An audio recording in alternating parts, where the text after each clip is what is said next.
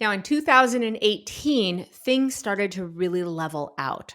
We slowed our pace down even more. We spent more time in places. I started to feel like I had a little bit more of a system around blogging. And I actually quit that Pinterest job because it turns out I was really bad at it and I had screwed something up. And the person who I was working for was a friend of mine. And that felt terrible. I'm not kidding you. I have never screwed anything up so bad in my entire career. I was so ashamed of myself, I had to quit. And she was so kind about it. She didn't want me to quit, but I couldn't handle it. That was just way too hard on my ego. And so what I learned from that is, again, don't throw yourself at any and every job because there's some stuff that you just do not have the skills for, or you're going to hate every minute of it. And it is just not worth the money. It is a much better idea to use your transferable skills, tap into your skills and your strengths, and really find things that align with what you can do and what you like, even if it's just a little bit. That's much better than doing something you hate. But anyway, back to 2018, things start leveling out. And this time I learned that I could actually sell remote work school before building it. Now you might say, well, I thought you already built it. Kind of. I built a really haphazard, kind of broken version of it in 2017 because, well, I didn't know any better. It was on my blog. I didn't even have like a password for it. So it was pretty terrible. So I wanted to rebuild it. But this time I was like, I've learned that it's better to actually test the market and see if there are people who actually want this thing before I go and build it, because building it takes time. So at that point, I had a very small email list of 600 people. And you might say, well, that sounds like a lot of people. And yeah, it is. Honestly, at the time, it felt like a lot of people. I felt honored to have people on my email list. And I also felt obligated to do something with it, like actually email them weekly to keep them posted on things and send them blog posts, right? So I tapped into that email list. I started asking people questions and surveying them and finding out what did they want and need and what were they interested in. And the thing that kept coming up around remote work were things like, where do I find the jobs? How do I avoid scams? How do I actually work remotely? What does internet look like? So all those things that made sense today, but really even more in 2018, because this was long before the pandemic when remote work wasn't that mainstream. So a lot of very practical questions. So that's what I did is I actually decided, well, I'll build a very practical course. And so instead of building it from scratch and waiting, say, 3 months to charge people, I charged people up front, and then I delivered remote work school a little bit week over week. But I was very honest with people that that's how it would work. And they loved it. In fact, that very first version was $47. It took me about 90 days to deliver it. And I made $2,000 with a couple of emails in the very beginning of 2018, just by communicating to people what my plan was.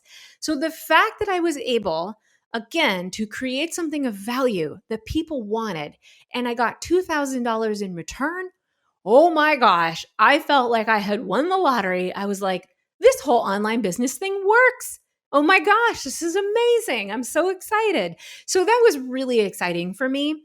And I thought I would share that story with you because I come from really humble beginnings in this whole online world. Now, in 2018, I also went back to the RV Entrepreneur Summit. So much fun. I reconnected with friends. I met new people. And that year, I actually got to speak with my friends, Liz, Lindsay, and Julie. And we decided to do a presentation on, you guessed it, blogging. And we called it Blogging Camp. And that was a lot of fun. And then later that year, we actually decided to launch a Blogging Camp coaching course, which we did once or twice and then never did anything with again. Who knows? Maybe it'll come back up someday. But that was a lot of fun. And also in 2018, I resigned from that project manager job that I mentioned for that documentary film. There are some reasons for that. I'm not totally ready to talk about today, but maybe in a future episode I will. But just know I knew that things were kind of going awry with that project, and I really didn't want to be involved, at least in the project manager level. But Bryce and I were still actually in the documentary film. So if you want to go watch it, it's called RV Nomads and you can find it on YouTube. So I got into the rhythm of blogging. I was getting more consistent with blogging. I was building out remote work school more, and more people were coming into my world. And I kept emailing people about remote work school. And I made a few more affiliate sales on blogging. And so I was feeling really good about all of this stuff. And then I had an opportunity to present on at that time for me, a pretty big stage, which was called Nomad Summit. And Nomad Summit is truly for digital nomads, not just RVers, but nomads who travel all over the world, all different styles. It's put on by a guy named Johnny Jen, who has a podcast called Travel Like a Boss and a few other things. And this was pretty big. I mean, it was in front of probably over 100 people. That's also on YouTube. And what was so cool about that is I actually met some older digital nomads, because I was definitely one of the oldest people there. The word digital nomad, I have learned that that's typically for people kind of under 40. Even though it's not, it just seems to attract that crowd. So I'm like one of the older people there, and I met all of the other 8 older people there.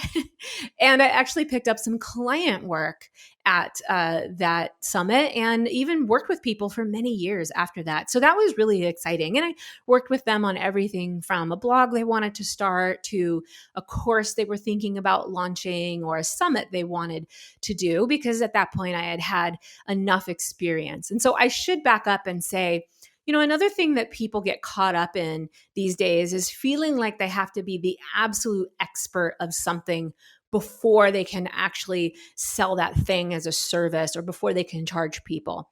And I don't agree with that. And there's a lot of data that supports that. You just need to know more than the person hiring you. You just need to be able to add value enough. And sometimes if you know too much, that's actually not valuable to the person, because you're just too far removed from their beginnings.